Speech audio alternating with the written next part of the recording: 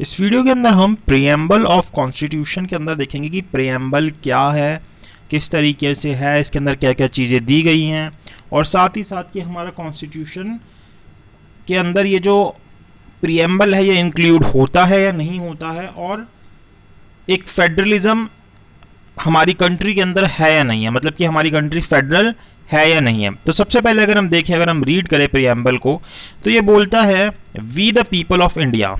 तो मतलब कि जो भारत के लोग हैं उनके लिए बोला जा रहा है, having solemnly resolve to constitute India into. अब देखिए बता रहा है कि इंडिया को किस किस के अंदर कॉन्स्टिट्यूट किया गया, किस तरीके का इंडिया होगा। एक तो ये सॉवरन होगा। सॉवरन मतलब क्या होता है कि ये अपने आप में इंडिपेंडेंट होगा, ये बाहर की किसी कंट्री के ऊपर डिपेंड नहीं करेगा।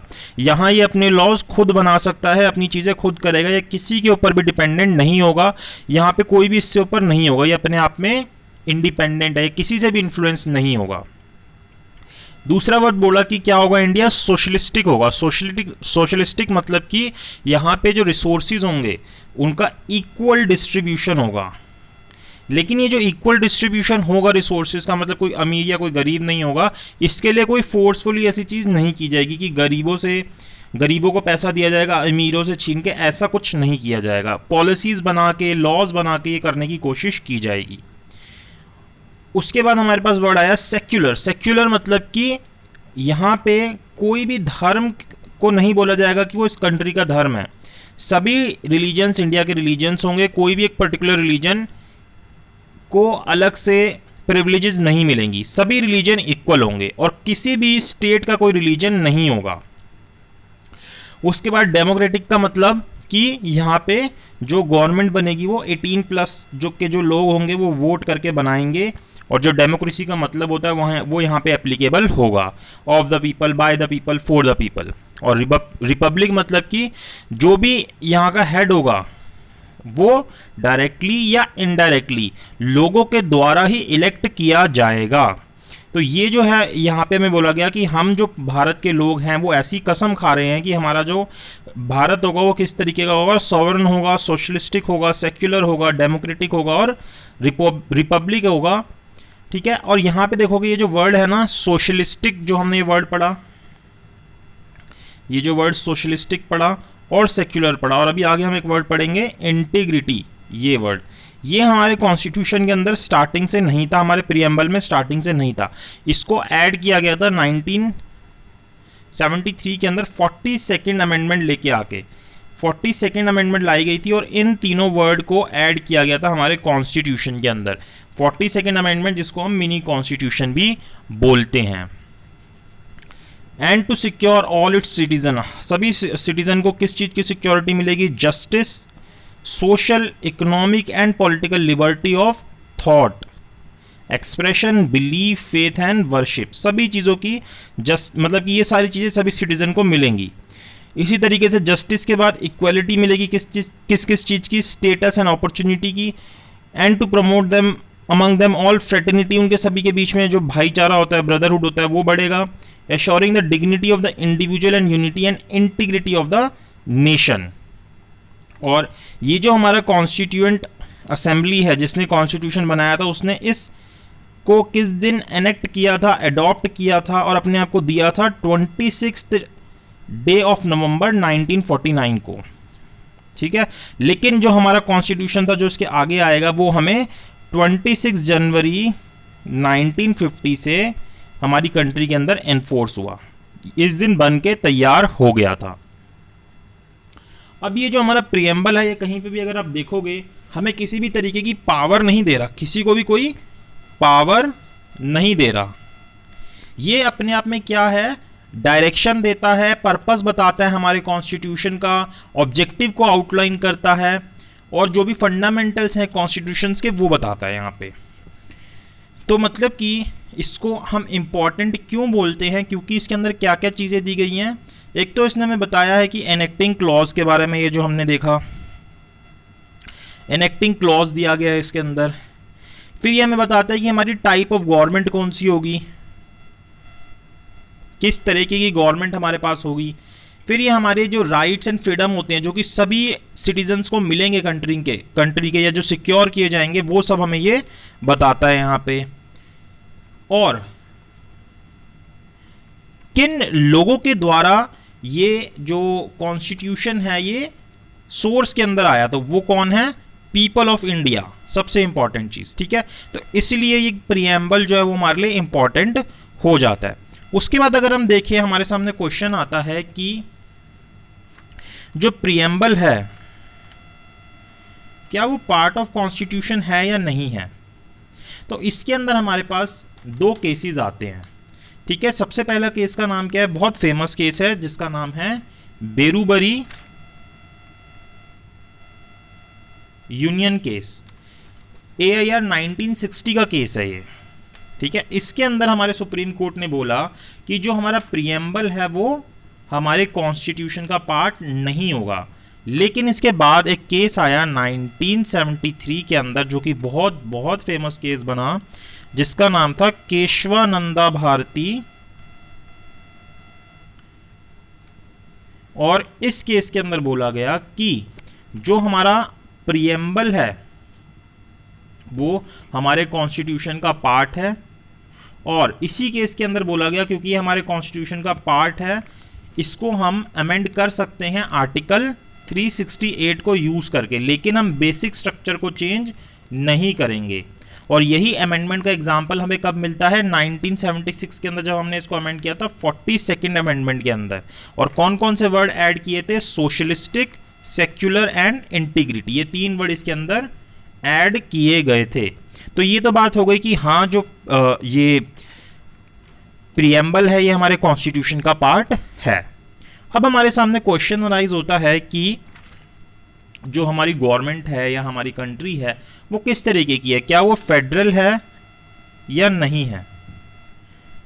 तो अगर यहां पे हम कुछ फीचर्स देखें जो कि फेडरल गवर्नमेंट के पास होते हैं, तो हम उससे कंपेयर कर सकते हैं कि शायद हमारी गवर्नमेंट जो है वो फेडरल है या नहीं है। ठीक है, तो सबसे पहले अगर एक फेडरल गवर्नमेंट होती है तो फेडरल गवर्नमेंट के अंदर क्या होता है? ड्यूअलिटी ऑफ गवर्नमेंट होती है। ड्यूअलिटी ऑफ गवर्नमेंट होती है मतलब कि ड्यूअलिटी ऑफ गवर्नमेंट मतलब कि यूनिटरी गवर्नमेंट नहीं होती कि सिर्फ नेशनल गवर्नमेंट या फिर सेंट्रल गवर्नमेंट बना के वहाँ का काम खत्म नहीं होता। जो फेडरल गवर्नमेंट होती है वहाँ पे 2 तरीके की गवर्नमेंट होती है, एक सेंट्रल गवर्नमेंट होती है और एक स्टेट गवर्नमेंट होती है। तो फेडरल गवर्नमेंट का पहला फीचर होता है कि वहाँ पे गवर्नमेंट किस तरीके की होती है? ड्यूअलिटी ऑफ गवर्नमेंट होती है। दूसरी बात आती है कि जो पावर्स होती हैं उनका डिस्ट्रीब्यूशन होता है। तो जो भी पावर्स होंगी उनको डिस्ट्रीब्यूट किया जाएगा किसके बीच में? सेंट्रल गवर्नमेंट और स्टेट गवर्नमेंट के अंदर।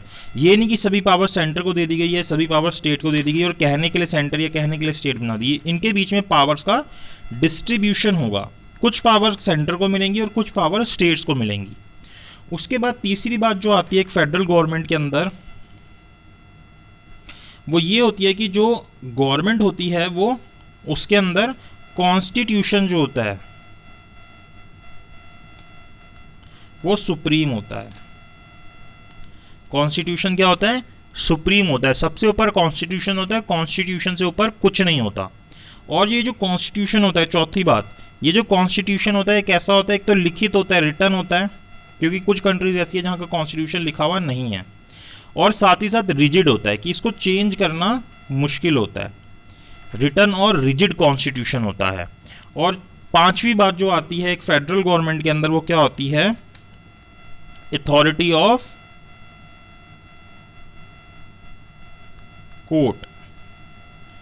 जो कोर्ट होती है उनके पास ये पावर होती है, ये लीगल सुप्रीमेसी होती है कि वो जो भी हमारा कॉन्स्टिट्यूशन है उसको इंटरप्रेट करें। ये पावर कोर्ट्स के पास होती है। अब अगर हम ये चीज़ें इंडियन कॉन्स्टिट्यूशन के अंदर देखें या इंडिया के अंदर देखें कि क्या इंडिया फेडरल है या नहीं है, जो फीचर्स अभी हमने देखे उसके हिसाब से, पहली चीज़ कि जो इंडियन कॉन्स्टिट्यूशन है या इंडिया है वहाँ पे किस तरीके की गवर्नमेंट है? डुअल गवर्नमेंट है। ठीक है, दूसरी बात कि यहाँ का जो कॉन्स्टिट्यूशन है वो रिटन कॉन्स्टिट्यूशन है और सुप्रीम है, उससे ऊपर कुछ नहीं है। तीसरी बात, जो कॉन्स्टिट्यूशन है वो रिजिड है, उसको चेंज करना। कौन से पार्ट को रिजिड है चेंज करना? जो सेंटर और स्टेट के बीच में रिलेशंस होते हैं उनको चेंज करना मुश्किल है, क्योंकि 3 तरीके से हमारे कॉन्स्टिट्यूशन को चेंज किया जाता है आर्टिकल 368 के हिसाब से, सिंपल मेजॉरिटी के हिसाब से, स्पेशल मेजॉरिटी के हिसाब से, और सिंपल प्लस स्टेट की कंफर्मेशन चाहिए होती है। तो सिंपल मेजॉरिटी में अगर 50% लोग वोट कर रहे हैं, तो मतलब जितनी भी वहाँ की बैठे हुए लोग उसके 50% कर रहे हैं, तो वो पास हो जाता है। स्पेशल मेजॉरिटी में 2/3 चाहिए होता है, प्लस कम से कम आधे लोगों की हाँ चाहिए होती है, तभी वो चीज़ पास होती है। और जो सेंटर स्टेट के रिलेशंस होते हैं उनके लिए स्पेशल मेजॉरिटी तो चाहिए होती है, प्लस आधी स्टेट से उसका अप्रूवल भी चाहिए होता है। जितनी भी स्टेट्स हैं, मान लीजिए इंडिया में भी 29 स्टेट्स हैं, तो 17 स्टेट का अप्रूवल चाहिए, तभी सेंटर और स्टेट के बीच के रिलेशंस को चेंज किया जा सकता है। तो इस तरीके से हमारा जो कॉन्स्टिट्यूशन है वो रिजिड भी है, पूरी तरीके से रिजिड नहीं है लेकिन रिजिड है, जहां पे सेंटर और स्टेट की बात आ जाती है। और साथ ही साथ चौथी बात कि हमारी कंट्री के अंदर एक एपेक्स कोर्ट है, जिसको हम क्या बोलते हैं? सुप्रीम कोर्ट ऑफ इंडिया बोलते हैं, जो कि अथॉरिटी है जो इंटरप्रेट करती है कॉन्स्टिट्यूशन को और प्रोविजंस को बचाती है। लेकिन कुछ ऐसे चीजें हैं हमारे कॉन्स्टिट्यूशन के अंदर जो कि एक फेडरल टाइप ऑफ कॉन्स्टिट्यूशन या गवर्नमेंट के अंदर नहीं होती। तो वो कौन कौन सी चीजें हैं? यहां पे जो स्टेट्स होती हैं, उनके अंदर कौन अपॉइंट होता है? गवर्नर अपॉइंट होता है। और गवर्नर का काम क्या होता है वो सब हम आगे जब डिटेल में पढ़ेंगे वो पढ़ेंगे। तो यहाँ पे गवर्नर्स होते हैं स्टेट के अंदर, इनको कौन अपॉइंट करता है? इनको अपॉइंट करता है प्रेसिडेंट। प्रेसिडेंट ने अपॉइंट किया गवर्नर को, और जो गवर्नर होता है वो किसके कहने पे काम करता है? वो प्रेसिडेंट के ही कहने पे काम करता है। उसको अगर लगता है कि इंटरेस्ट ऑफ पीपल के फेवर में काम नहीं हो रहा, तब भी गवर्नर को प्रेसिडेंट के कहने पे काम करना पड़ता है। और अगर ऐसा नहीं होता तो फिर वहां पे प्रेसिडेंट रूल उस स्टेट के अंदर लग जाता है। कौन से आर्टिकल को यूज करके? आर्टिकल 356 को यूज करके। चाहे वहां पे कितनी ही नॉर्मल सिचुएशन क्यों ना हो, प्रेसिडेंट के पास ये पावर है कि वो वहां पे आर्टिकल 356 को यूज करके प्रेसिडेंट रूल लगा सकता है। दूसरी बात जो देखते हैं फेडरल गवर्नमेंट में जो नहीं होती, जिससे कि हम ये कहें कि हमारा कॉन्स्टिट्यूशन फेडरल है या नहीं है, कि जो स्टेट लेजिस्लेचर होता है उसको डिसॉल्व किया जा सकता है। स्टेट लेजिस्लेचर को डिसॉल्व किया जा सकता है और वहां पे प्रेसिडेंट का रूल लगाया जा सकता है। अब ये जो प्रेसिडेंट का रूल लगाया जा सकता है, कैसे लगाया जाएगा? या तो गवर्नर की रिपोर्ट के ऊपर, गवर्नर अपनी रिपोर्ट देगा, या फिर उस स्टेट के अंदर कॉन्स्टिट्यूशनल मशीनरी का फेलियर हो जाए, जैसे गवर्नमेंट वगैरह गिर जाए या इस तरीके की कोई कंडीशन आ जाए, तो वहां पे फिर प्रेसिडेंट का रूल लग जाता है। तीसरी बात जो एक स्टेट के अंदर, जो एक फेडरल गवर्नमेंट होती है उसके अंदर नहीं होती, वो ये है कि जो गवर्नर होता है वो क्या कर सकता है? रिजर्व कर सकता है उन बिल्स को जो स्टेट ने पास किए हैं, स्टेट असेंबली ने पास किया, और ये गवर्नर इस बिल को किसके पास भेज सकता है कंसिडरेशन के लिए? प्रेसिडेंट के पास। अब वो प्रेसिडेंट के पास भेज देगा तो प्रेसिडेंट की मर्जी है कि उसके ऊपर असेंट दे या नहीं दे, उससे बाउंड नहीं होता। कौन से आर्टिकल के हिसाब से? आर्टिकल 201 के हिसाब से। तो इसका मतलब कि ये जो फीचर है फेडरल गवर्नमेंट में प्रेजेंट नहीं होता, लेकिन हमारी कंट्री के अंदर, हमारे कॉन्स्टिट्यूशन के अंदर प्रेजेंट है। इसके अलावा अगर हम देखें, कुछ जगह ऐसी होती हैं जहां पे हमारे पार्लियामेंट जो होता है वो लॉ बना सकता है नॉर्मल टाइम पे भी। पार्लियामेंट वैसे तो सेंटर का काम करता है, लेकिन स्टेट के रिगार्डिंग भी वो लॉज बना सकता है नॉर्मल टाइम्स पे भी। जैसे कि आर्टिकल 249 के अंदर वो लॉ बना सकता है। 249 में कौन सा लॉ बनाया जाता है? जो कि नेशनल इंटरेस्ट के अंदर होता है, ठीक है। उसके बाद वो दूसरा बना सकता है आर्टिकल 252 के अंदर। आर्टिकल 252 के अंदर जो कि लेजिस्लेशन बनाए जाते हैं एग्रीमेंट ऑफ स्टेट्स के साथ। उसके अलावा बना सकता है आर्टिकल 253 के अंदर। 253 में कौन से बनते हैं? जो कि इंटरनेशनल एग्रीमेंट्स को इफेक्ट करने के लिए लॉज बनाए जाते हैं। और आर्टिकल 250 जो कि फेमस है किस चीज़ के लिए? इमरजेंसी की सिचुएशन में भी पार्लियामेंट जो है लॉज बना सकती है, ठीक है। इसके अलावा जो इंडियन कॉन्स्टिट्यूशन के अंदर ऐसी फीचर्स जिसकी वजह से ये कहा जा सकता है कि जो फेडरल गवर्नमेंट है वो गवर्नमेंट यहाँ पे नहीं है, कि जो प्रेसिडेंट होता है उसकी प्रीवियस सैंक्शन चाहिए होती है किसी बिल को इंट्रोड्यूस करने के लिए अंडर कौन से आर्टिकल 304 या फिर 254 2 और 31A। इनको हम डिटेल में जब आगे भी कॉन्स्टिट्यूशन को और पढ़ेंगे तब हम इन सब चीज़ों को देखेंगे। इसी तरीके से जो सेंट्रल गवर्नमेंट होती है, वो फाइनेंशियल कंट्रोल करती है किसके ऊपर? स्टेट के ऊपर।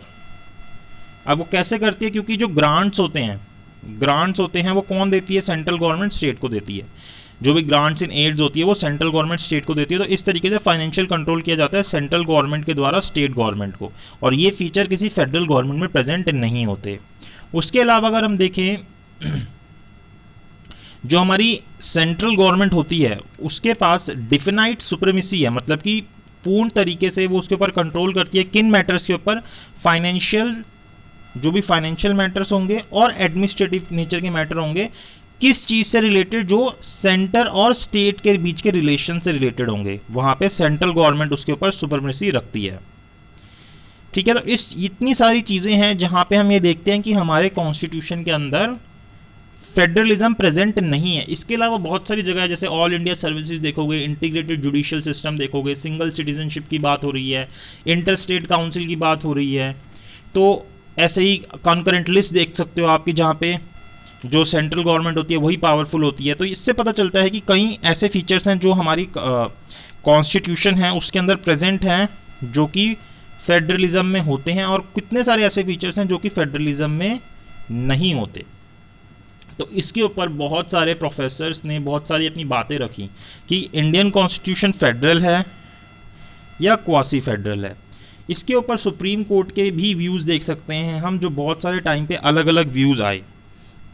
अगर पहला व्यू देखें हम, तो वो state of West Bengal versus union of India के केस में देखने को मिलता है, जो कि कौन से ईयर का है? 1963 का, जिसके अंदर हमारे सुप्रीम कोर्ट ने के व्यू के हिसाब से जो हमारा कॉन्स्टिट्यूशन था वो सेटल नहीं था, कि जो हमारा कॉन्स्टिट्यूशन है वो ट्रूली फेडरल नहीं है। सबसे पहले सुप्रीम कोर्ट ने अपने ये व्यू दिया। और ऐसा क्यों बोला? क्योंकि जो स्टेट्स होती हैं वो कोऑर्डिनेट नहीं है, कोऑर्डिनेशन नहीं है उनका यूनियन के साथ, इसलिए उन्होंने ये बात बोली। दूसरा अगर देखें तो री अंडर आर्टिकल 143 AIR 1965 के अंदर हम देख सकते हैं, वहां पे बोला सुप्रीम कोर्ट ने कि इंडियन कॉन्स्टिट्यूशन जो है वो फेडरल नेचर के। तो यहाँ पे एक अलग हमें व्यू देखने को मिला सुप्रीम कोर्ट का। उसके बाद एक केस आया स्टेट ऑफ राजस्थान का वर्सेस यूनियन ऑफ इंडिया का। ये कौन से ईयर का था? 1977 का केस था। इसके अंदर बोला कि जो हमारा सुप्रीम कोर्ट है ये बोलता है कि जो इंडियन कॉन्स्टिट्यूशन है वो ज़्यादा यूनिटरी टाइप का कॉन्स्टिट्यूशन है, फेडरल से ज़्यादा किस टाइप का है? यूनिटरी टाइप का कॉन्स्टिट्यूशन है, ये हमारे सुप्रीम कोर्ट ने बोला। उसके बाद हमारे सुप्रीम कोर्ट ने केस के अंदर बोला जो 1982 का केस है, जिसका नाम है Satpal versus state of Punjab, कि ये अपना व्यू कोर्ट ने एक्सप्रेस किया कि there is combination of federal structure, कि यहाँ पे फेडरल स्ट्रक्चर का कॉम्बिनेशन है, किसके साथ? यूनिटरी के साथ। मतलब कि उन्होंने बोला कि कहीं कहीं पे फेडरल तरीके की चीज़ है और कहीं कहीं पे यूनिटरी तरीके की चीज़ है। तो पूरी तरीके से ना फेडरल है ना पूरी तरीके से यूनिटरी है। इसी तरीके से जो लास्ट केस था प्रदीप जैन का वर्सेस यूनियन ऑफ इंडिया, जो कि 1984 के अंदर था, उसके अंदर भी सुप्रीम कोर्ट ने इसी तरीके की बात बोली कि जो हमारा सुप्रीम कोर्ट है उसने बोला कि इंडिया जो है वो कॉम्पैक्ट ऑफ सॉवरन स्टेट्स है, जो कि एक साथ मिल के उन्होंने फेडरेशन नहीं बनाई। तो इसलिए हम ये कह सकते हैं कि जो इंडिया है वो ट्रूली फेडरल नहीं है। क्या है? ट्रूली फेडरल नहीं है। तो इस तरीके से ना तो हमारा जो कॉन्स्टिट्यूशन है ना वो पूरी तरीके से फेडरल है और ना ही पूरी तरीके से यूनिटरी है। तो ये एक तरीके से मिक्स कॉन्स्टिट्यूशन है। तो ये सारी बातें हमें प्रीएम्बल से रिलेटेड करनी थी। आई होप आपको समझ आया। और प्रीएम्बल से यही क्वेश्चंस आते हैं अगर आप प्रीएम्बल के टॉपिक को पढ़ते हो और कोई भी एग्ज़ाम देते हो, तो प्रीएम्बल के टॉपिक में यही क्वेश्चंस आते हैं कि प्रीएम्बल के अंदर की चीज़ें डिस्कस की जाती हैं और जो 42nd अमेंडमेंट हुई थी उसमें क्या क्या वर्ड्स ऐड हुए थे उससे रिलेटेड क्वेश्चन आता है। हमारा जो कॉन्स्टिट्यूशन है उसके अंदर प्रीएम्बल इंक्लूडेड होता है या नहीं होता, कौन से केस में बोला था होता है और कौन से में बोला था नहीं होता। उसके बाद हमारा जो कॉन्स्टिट्यूशन है वो फेडरल है या नहीं है, कौन से केसेस में क्या बात बोली गई थी, या फीचर से रिलेटेड क्वेश्चन आ जाता है। तो ये सारी चीज़ें हमारे प्रीएम्बल के अंदर डिस्कस करना ज़रूरी थी। अगर आपको ये टॉपिक समझ आया हो तो लाइक कीजिएगा, शेयर कीजिएगा जिसको भी ये टॉपिक पढ़ना हो, और सब्सक्राइब ज़रूर कीजिएगा। So thank you so much for watching this video.